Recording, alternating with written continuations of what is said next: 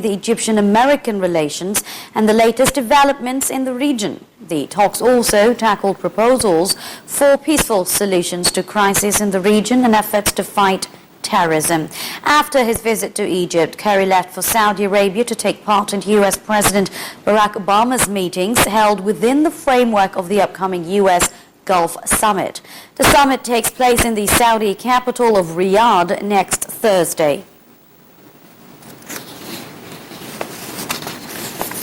The House of Representatives on Wednesday voted on the government's program presented by Prime Minister Sharif Ismail. The Parliament agreed to renew confidence in the government, with a majority of 433 members voting yes for the government's program.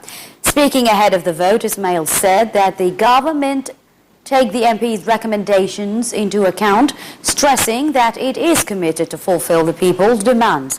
The Premier added that achieving economic reform and social justice are on top of the government's priorities. He expressed appreciation for the exerted efforts by the MPs in reviewing the government's program. Egypt rejected on Wednesday statements issued on the behalf by the United Nations Secretary General Ban Ki-moon on the NGO's Foreign Fund case. Spokesman for the Foreign Ministry, Councillor Ahmed Abu Zaid, said that Egypt rejects any statements on the case which it considers an intervention in the work of the Egyptian judiciary. The statements came hours before a court ruling is issued on Wednesday regarding a number of NGOs involved in the case. The spokesman said that the timing for the issue of the statement is meant to affect the decision by the Egyptian judges. He noted that this contradicts the jurisdiction and responsibilities of the United Nations, which declare among its principles the respect of the law and independence of the judiciary systems. Abu Zaid said that the statement do not include facts on to comment. Minister of Water Resources Mohammed Abdel Ati headed Wednesday to Ethiopia to represent Egypt in the climate summit. During the visit, the minister also held meetings with Ethiopian officials on the latest developments in the Ethiopian Renaissance Dam file and means of activating bilateral cooperation between the two countries.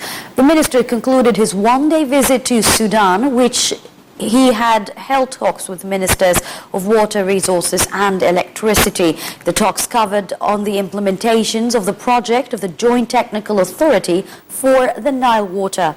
The Ethiopian Renaissance Dam file was also discussed with the Sudanese officials.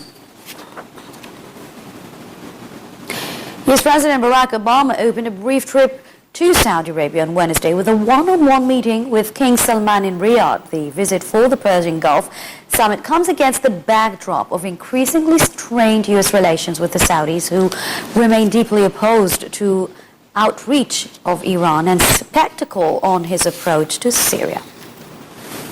President Barack Obama